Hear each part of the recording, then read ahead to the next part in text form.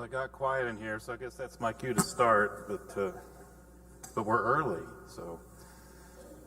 I'm just subbing today for Will Sharp. Will is on drill. I think that kind of rhymes. It goes well together. He's on drill with the National Guard. And that kind of holds a special place in my heart because my son-in-law, who's also in ministry, is in the National Guard and occasionally goes off on drill. So I told him I was glad to substitute for him. And I think he mentioned it last week that, I would try to do something about James, but not James itself. And I tried to do that when I subbed, just to allow for the teacher to do what they wanted to do. And I think Will did a great job kind of introducing James and going through the first 12 verses. But I am going to spend time on James, but we're going to look at it from a slightly different perspective. So one of the things that's interesting about James, and I don't know if we'll be turning between James and Proverbs and Matthew today. But if you go to your Bibles and look at James, and I'm struggling with this mic, it always moves when I move my head, but if you look at James and you look at your Bible, it probably has a reference on the first word of James. What does it say for anybody about James? Yeah, but what's the reference? If your Bible has like references and notes in it, what does it say about the name James? I heard it once. It says Jacob. So we refer to James as James, and really that's been how he's referred to generally since the King James Bible came out. But this goes back to one of those transliterations between Aramaic and Greek that brought us to the name James in our day. But in his day, he would have been known as Jacob. And I think that's important because that kind of, paints a slightly different picture. Because who do we think of when we think of Jacob? We, of course, think of Jacob of the Old Testament. And that kind of gives us a little bit of a different feel for who James was. In fact, if you go to Matthew chapter 13, we have this instance where Jesus is not really being honored by his own townspeople and his own family. And it tells us all the names of his siblings. So in Matthew chapter 13, it says, and it came about that when Jesus had finished the parables, he departed from there. And coming to his hometown, he began teaching them in the synagogue, so that they became astonished and said, "Where did this man get this wisdom and these miraculous powers? Is this not the carpenter's son? Is not his mother called Mary, and his brothers James," which we're just now calling him Jacob, "and Joseph, and Simon, and also Judas?" Now Judas, this isn't the class about Judas, or the book of Jude, but that's often, in that translation, differences would be referred to as Jude, not Judas. But, for me, when I look at scriptures, I always try to place myself in that time and imagine what it must have been like. And, what's a challenge for us as we talk about this sibling situation is we know so little about it. What do we know about Jesus' early life and his siblings, other than these names here?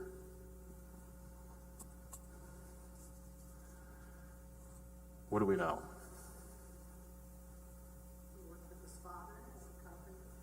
We assume that he had the skills of a carpenter because that's what his father did. We know his very early life when he was brought into this world and the drama that circled with that, with King Herod. And then we have this kind of gap, right, where we don't know hardly anything at all till what happens?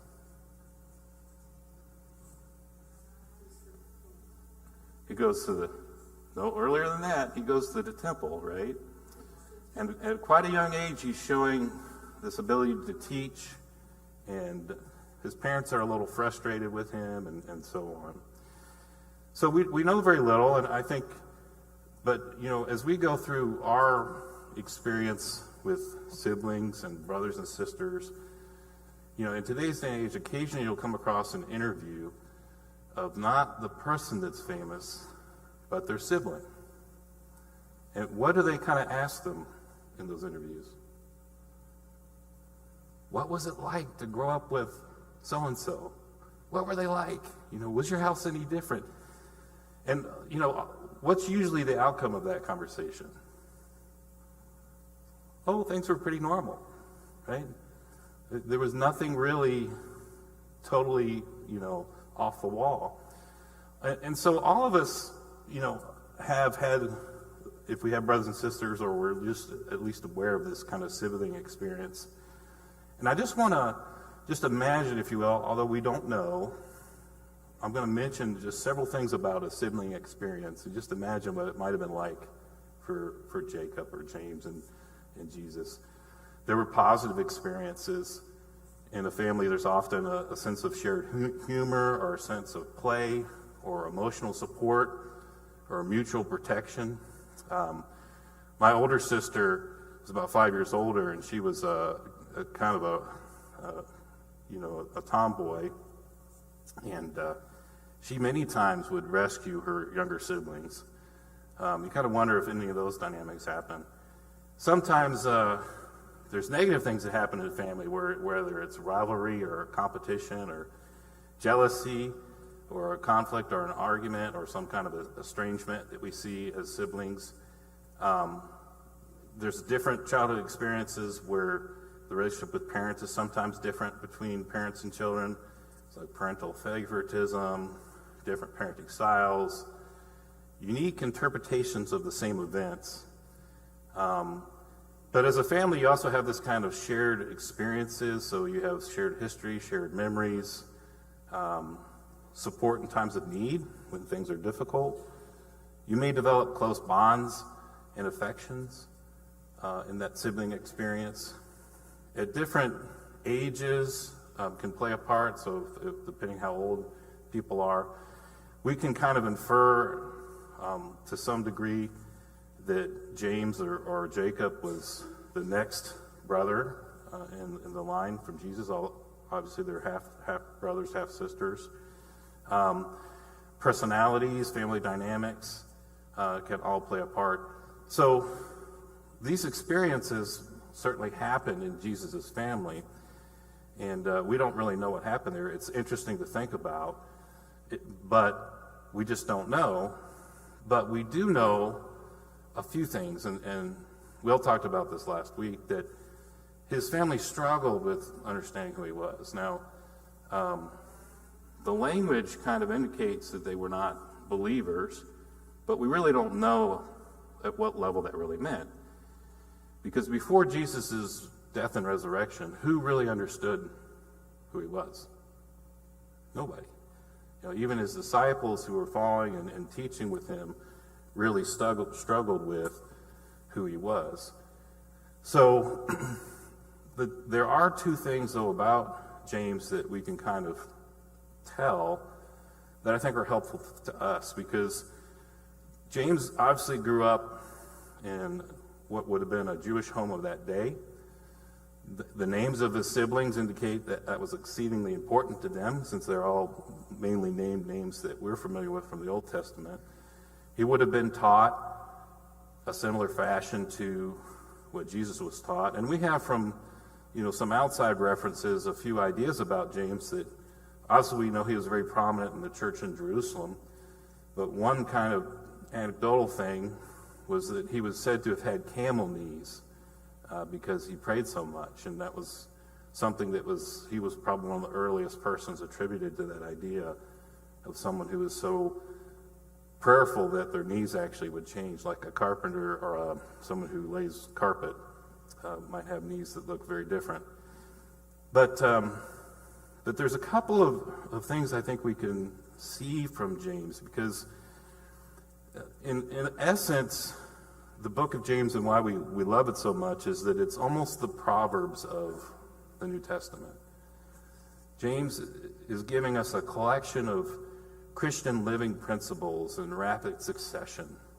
And we see the same type of themes if you go back to Proverbs. But we also see the same themes in the Sermon on the Mount. So today what I want to kind of talk about is just some parallels between the Proverbs and the Sermon on the Mount with James. But there's a couple things that we can kind of infer from what we know about James and his experience. It's just very few, but really important ones. Working on yourself is hard. Making changes in your habits. Adapting some of these attributes is a difficult thing to do. And I kind of have a predisposition to read books about what motivates you to change, what motivates organizations to be healthy and to function well. You know, what are some things that we can do to change ourselves? And all those things, what's interesting to me is a Bible-believing Christian, you know, in some cases I've seen people, let's say in the business world, who actually take Christian principles, secularize them, and say they're great ideas, and try to apply them in the workplace. I think one of the greatest examples of that was Dale Carnegie. He put a lot of thoughts together. His famous book, How to Win Friends and Influence People, if you read it, you can tell he's taking his ideas straight from the Bible and straight from Scripture. But more often than not, when you see something that's truly wise, that has kind of like a heavenly wisdom from it, from kind of a secular view, you can immediately see that that's an attribute or something that's encouraged in Christianity and Christian thought.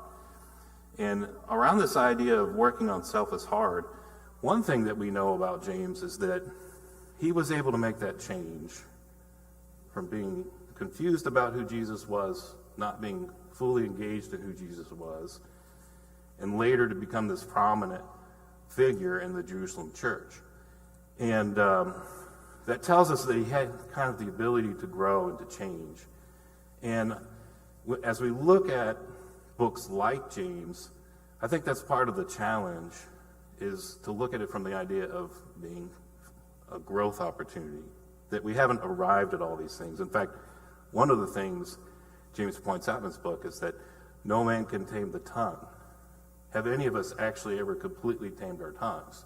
Probably not. We all, you know, at some point have said something out of control with our tongues as an example of that. But again, in the psychology, let's say, of change, you can have kind of a fixed mindset, or you can kind of have a growth mindset. And that's something that James gives us, is this from his own experience, that he had a change and was able to completely be on board with who Jesus was and what he did. And I think the interesting thing about James in church history was Stan is teaching on, I'm sure he'll get to Luther, who had such an issue with James. Why did Luther want to throw out James? Wanted it decanonized. Martin Luther. Because he's faith only. And the interesting thing is, James is not really working on that question. He's working on the outcome of our reaction to obedience. But, you know, Martin Luther got really wrapped up in this idea, well, you can't say you're justified by works, therefore I have to throw out the whole book. And so the interesting thing about James as we go through these verses today is what you're going to find is virtually everything James teaches is repeated elsewhere. Many of them are in Jesus' teaching on the Sermon on the Mount. So Luther would have to not only throw out James, he'd have to throw out the Sermon on the Mount as well.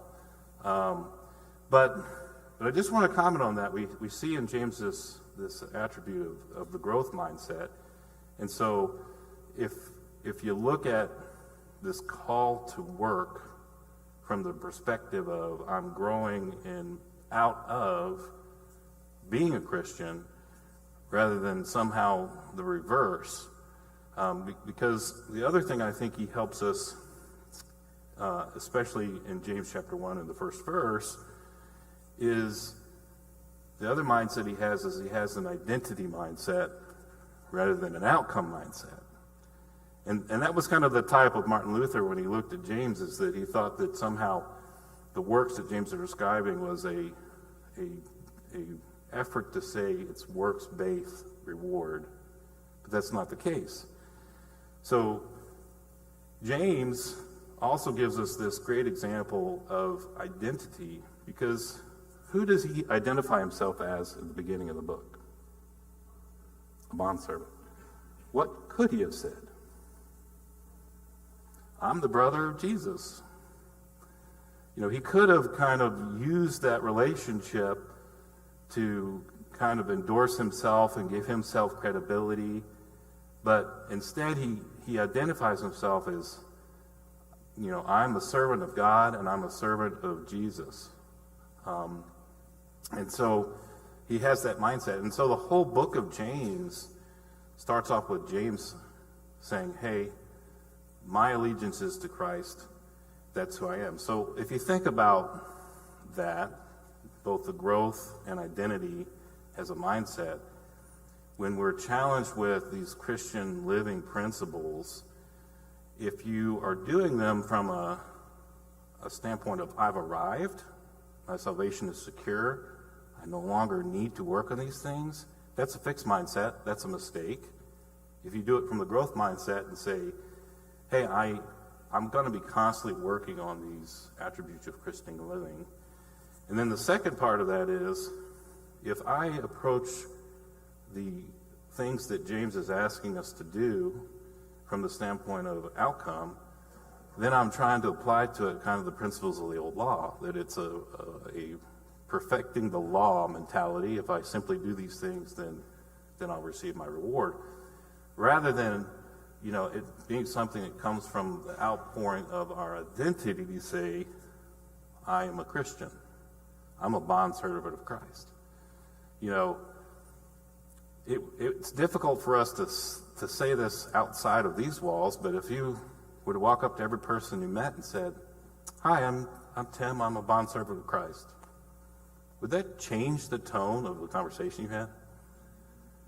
Would that change how you thought about how you perceived in your Christian living principles?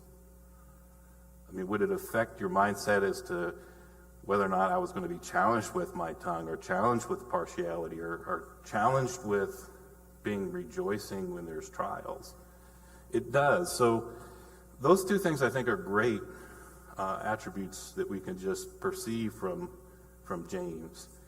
But the last thing, though, I think, when we're just talking about James from the perspective of James, is, you know, again, we don't know exactly what happened in the childhood. That people speculate that Jesus was perfect and didn't do any of these things that we consider bad behavior as children. There's a Gary Larson comic, a cartoon about Moses as a child, and he's sitting at the kitchen table. He's doing his hands like this, and in the glass that he's about to drink from, the water is parted in it. You know, I think sometimes we have that kind of impression of who Jesus was as a child, that he was doing all these things. We don't really know. But whatever Jesus did, it was enough of a normal experience that it wasn't enough to put his family over the edge, right? They had to get there when everyone else did, which is when, you know, of course, the resurrection. And the Bible tells us specifically that he appeared to James, and appeared to James perhaps first, which I think is interesting too. But the last thing I'll say about it before we get into some of these cross-references is the other kind of depth of perspective is, here is James. He has a perspective on Jesus that very few have. Because not only was he clearly around with Jesus' ministry and around all those, but he literally grew up with Jesus. I mean, he literally had that childhood experience. And so, what does he choose to share? What does he choose to share with us? And he chooses to take us to these very practical messages on Christian living. And I think that's important for us to kind of grapple with, is that he's not needing to get into some deep theological debate about certain things. He's saying, emulate Christ. Have the behaviors that Christ had, that he spoke a lot about in his ministry. And I think that's really powerful. And going back to kind of that growth mindset, if you look at people that are really, really successful, most of them have the same attribute. It wasn't that they were just great out of the gate. They really had to work for it. And most of them have like really, really rigid practice routines. And you can see in athletics, for example, that people that achieve very high abilities very young, and then they go to college and they just don't do anything because they stop wanting to grow. So the same is true when we look at these attributes in James, is that if we approach it the way James did and say we can grow, then we're going to have a better outcome. And if we look at it from the perspective, I'm a Christian, therefore I'm demonstrating my faith, rather than I'm a Christian, I'm trying to still secure my place in heaven by doing these things. It's motivated by two different things.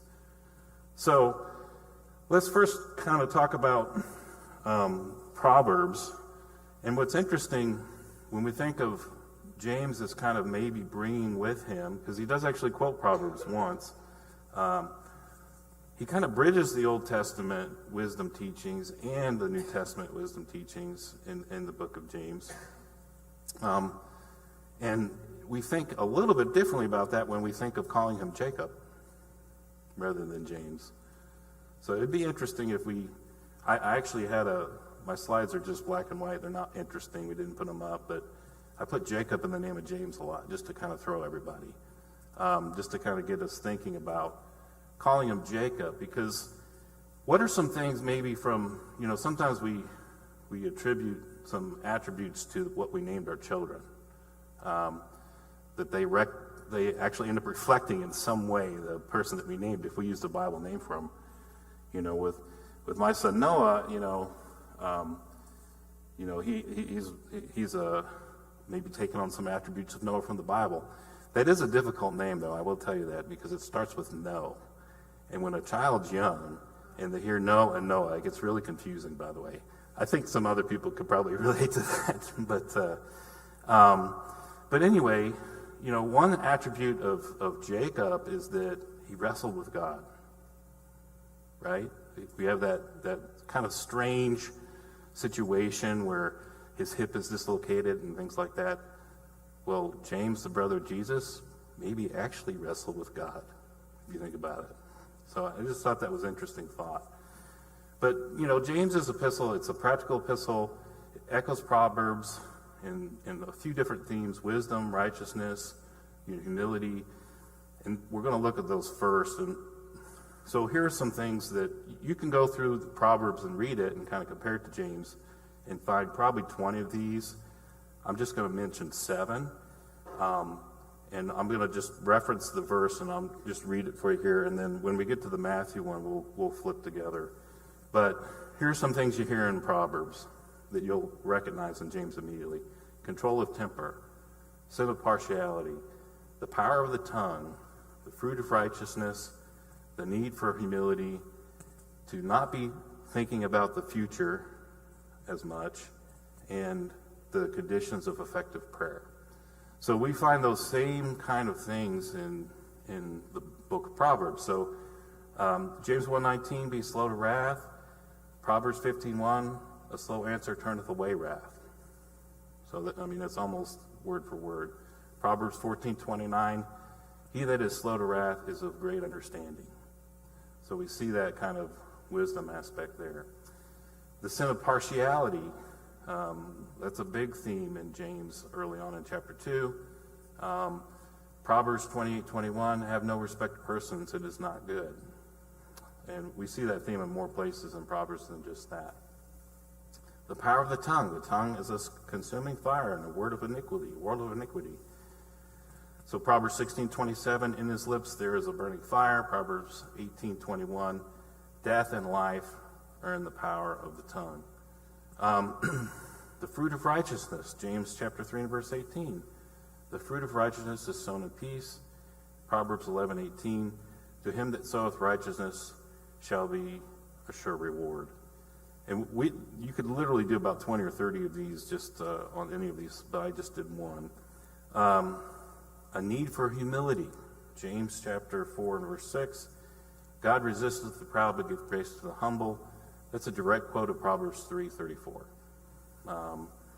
Proverbs 16:18. Pride goeth before destruction. That's one that we often quote along those lines.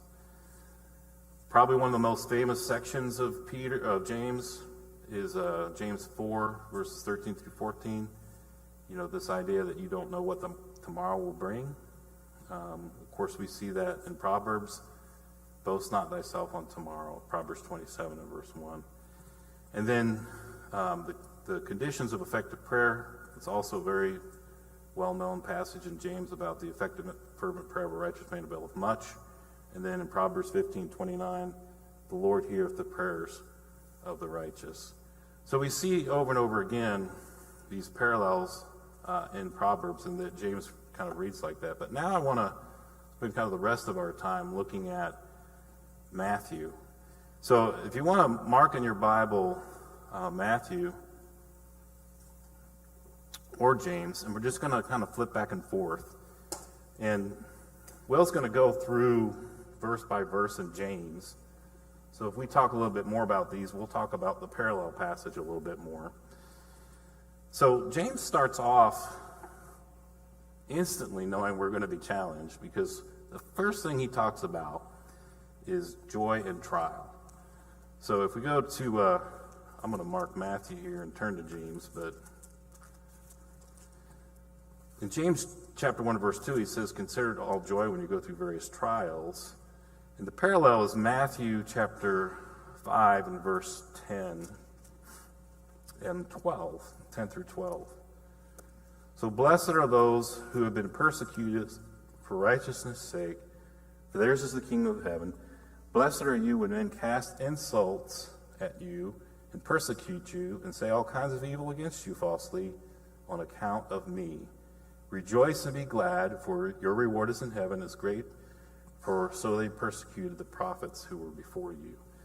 So it's interesting that, you know, in James, and almost for this particular point, is kind of attacking it at the same order as Jesus, where after he kind of goes through the Beatitudes right at the end of it, he immediately goes into this idea of persecution and of trials, and that we're to have the ability to kind of make that leap to have a good attitude about it, which who has mastered that in their life?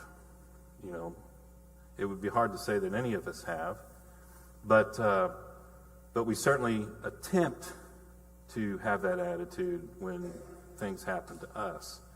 And of course, Jesus helps us kind of with that identity that we talked about before, because he relates it to the persecution that happens to any of his people that are trying to do as well. So this idea of rejoicing in suffering is something that comes straight out of the Sermon on the Mount. There's also this word that James uses that Jesus also used about perfection. So in James chapter 1 and verse 4, and let endurance have its perfect result, that you may be perfect and complete and lacking in nothing. And you find that exact same type of comment in Matthew chapter 5 and verse 48. Therefore you are to be perfect as your heavenly Father is perfect. So it's this aim for spiritual maturity. This idea of not having a fixed mindset, right? That you're trying to grow in these attributes.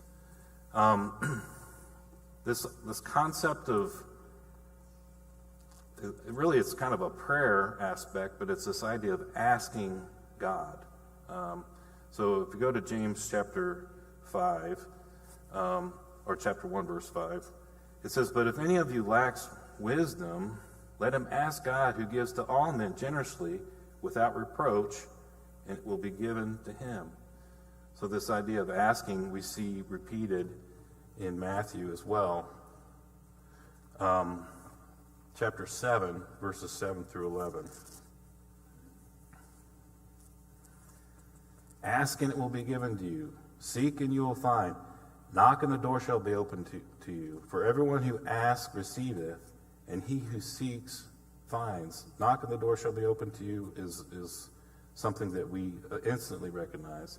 Verse 9, and for what man is there among you, when he has a son, shall ask for a loaf, and he will give him a stone? Or if he shall ask for a fish, will give him a snake, will he? And so that same concept is found there. The anger issue, if you go back to James chapter 1 and verse 20, again, this is another one where it's a challenging topic. For the anger of man does not achieve the righteousness of God. We find similar words in Matthew chapter 5, verse 22. But I say to you, everyone who is angry with his brother shall be guilty before the courts, and whoever shall say to his brother, Raca, shall be guilty before the Supreme Court, and whoever shall say, you fool, shall be guilty even enough into the fiery hell. Jesus obviously takes that even further than James does. And a few quarters ago, we did a class on this idea of controlling anger. And that's also a topic that's difficult to master. And James echoes it from the Sermon on the Mount, but Jesus, in this case, took it quite a bit further. Doing the word. Now, this is the one that, is kind of tied to the controversy of James. In James chapter 1, verse 22, it tells us about being doers of the word, not just hearer only. In Matthew 7, we have the same concept, verse 24. Therefore, everyone who hears these words of mine and acts upon them may be compared to a wise man who builds his house on a rock. And the rains descended, and the floods came, and the winds blew and burst against the house, and yet it did not fall, for if it had been founded upon the rock. And everyone who hears these words of mine and does not act on them, it will be like a foolish man who built a house upon the sand. The rains descended, and the floods came, and the winds blew and burst against the house, and the house had a great fall. And so, not only did James create this issue because he had this idea of justification through acting on the word, Jesus even takes it further. So that goes back to that idea that, Martin Luther would have had to throw out the Sermon on the Mount too. God hears the hearts of the poor. James chapter 2. James makes an emphasis on what we should do with the poor. Verse 13. James chapter 2 and verse 13. For judgment will be merciless to anyone who has shown mercy, and mercy triumphs over judgment. Of course, we also see this idea of taking care of orphans of widows in James. And then in Jesus, we find in the Beatitudes this idea that Jesus has a mind for those who are poor, certainly those who are in poor in spirit.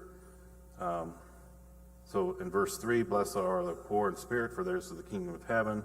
Verse 7, blessed are those of mercy, for they shall obtain mercy.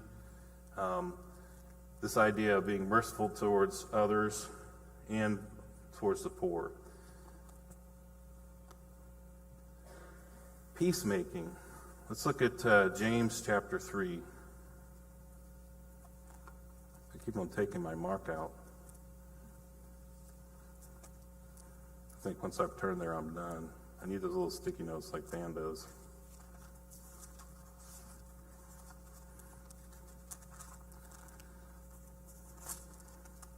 James chapter 3 and verse 18.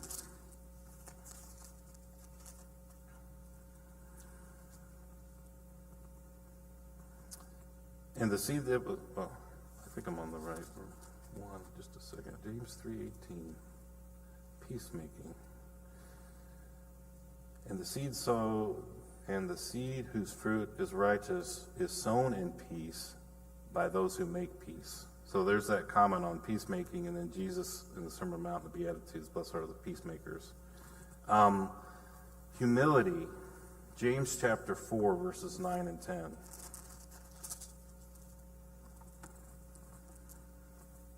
Be miserable and mourn and weep. Let your laughter be turned into mourning and your joy into gloom. Humble yourself in the presence of the Lord, and he will exalt you. And then we have those same kind of ideas in Matthew chapter 4. Again, from kind of the Beatitudes. Matthew chapter 4, or chapter 5 and verse 4.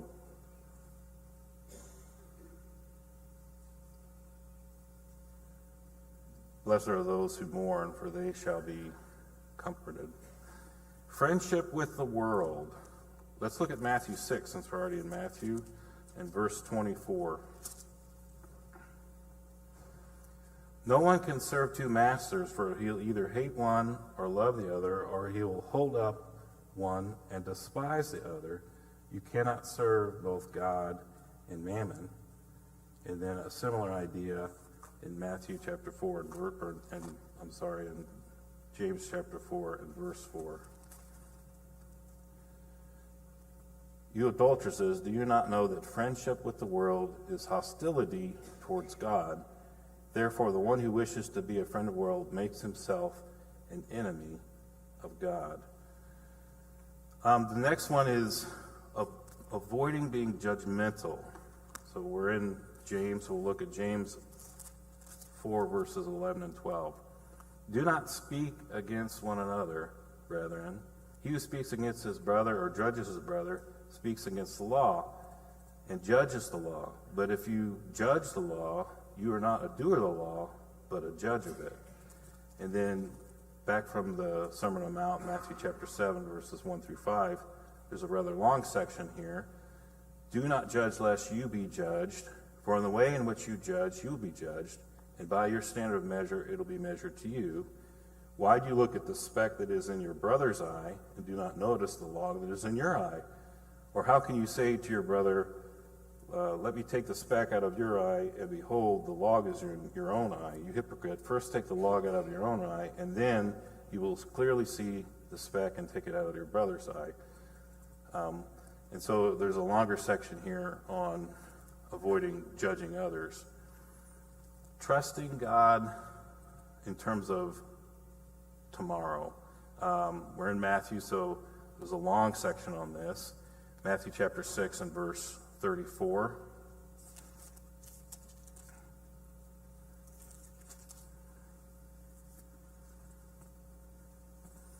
Therefore, do not be anxious for tomorrow will care for itself. Each day will have enough trouble on its own. Of course, we're familiar with this whole section about anxiety that he talks about beginning at about verse 25, after he talks about no one can serve two masters. But James gives us this great text on not thinking about tomorrow in chapter 4, verse 13. Again, a very familiar text. Come now, you who say today or tomorrow we will go into such and such a city and spend a year there and engage in the business of making a profit. Treasures in heaven. Again, we'll go to James since we're there. Chapter 5, the first, 2 through 5. Your riches have rotted because your garments have become moth-eaten. Your gold and your silver have rusted, and their rust will be a witness against you and will consume your flesh like a fire. It is up to the last days, and you have stored up your treasure. And then, of course, Matthew 6:19, do not lay up for yourselves treasures on earth where moth and rust destroy and where thieves break in and steal. So avoiding being too consumed by the wealth of this world is obviously a theme. The example of the prophets, we kind of mentioned that already from the Matthew side and the persecution that happened. But James also refers to the example of the prophets in James chapter 5 and verse 10. As an example, brethren, of suffering and patience, take the prophets who spoke in the name of the Lord. So he makes the same reference there. This idea of be careful about taking oaths is also prevalent in James, and then also in the Sermon on the Mount. In verse 12 of chapter 5, but above all, my brethren, do not swear by either heaven or by earth or with any other oath, but let your yes be yes and your no be no, so that you may not fall under judgment. And then Jesus says something similar in Matthew 5:33 through 37. But seek first his kingdom and his righteousness, all these things will be added to you. Therefore, do not be anxious. We've already read that. But I guess my references maybe, I was reading 6. That's what did it. Matthew chapter 5, verse 33.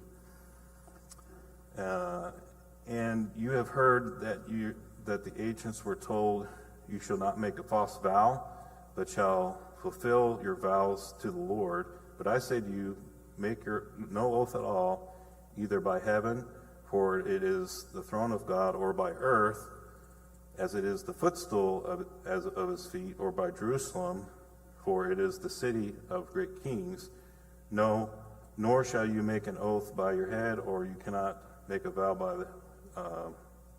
by one hair, white or black, but your statement needs to be yes or no.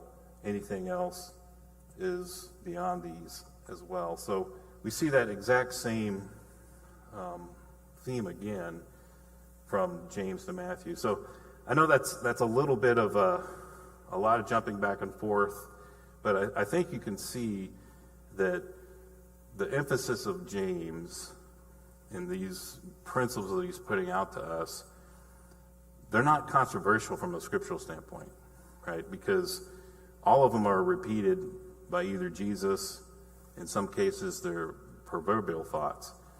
And it's interesting that, in the course of church history, some people wanted to reject James. But if we really think about what James was about, he wasn't even trying to address a doctrinal concern. He was really just giving this idea that if we don't demonstrate faith, he questions whether we even have it.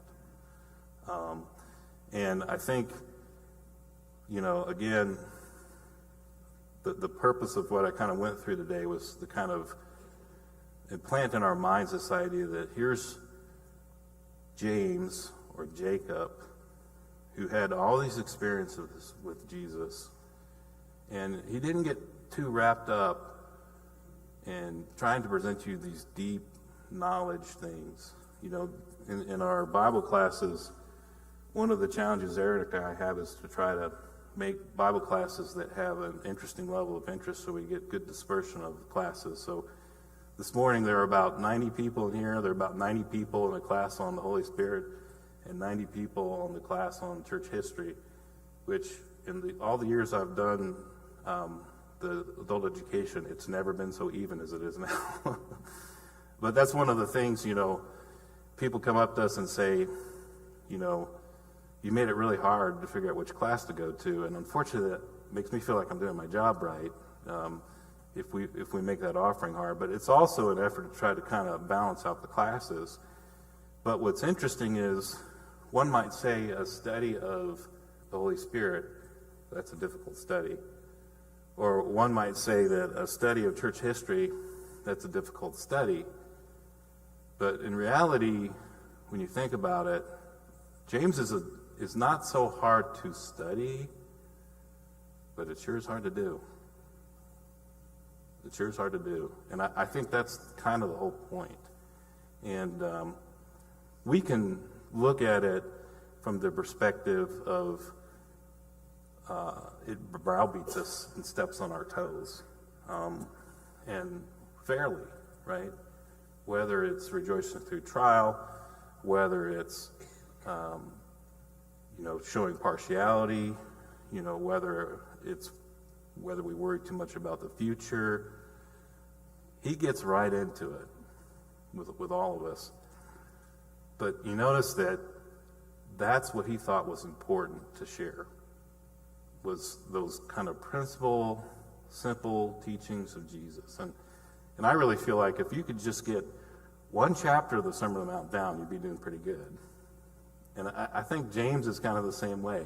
If you can get a chapter down in your life, now again, we don't want the fixed mindset. We want to always be growing.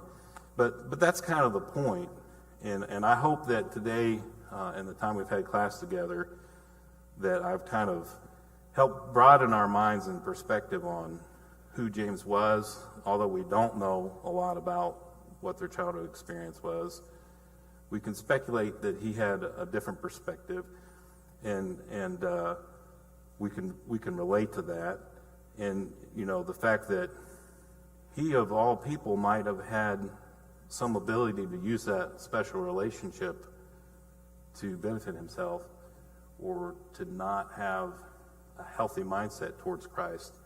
But he gives us this example that I'm a bondservant of Christ. That's who I am. And so if you look at these really challenging passages in the book of James and say, no, I'm not perfect in these areas, but I'm a bondservant of Christ and I'm a work in progress. And that's kind of the point. So next week we'll be back. I'll be gone. I'll be up. My son-in-law is going to preach to me on Father's Day. I don't know how that's going to work out. But thank you for your time. We just had a few minutes left, but we started early. So thank you all.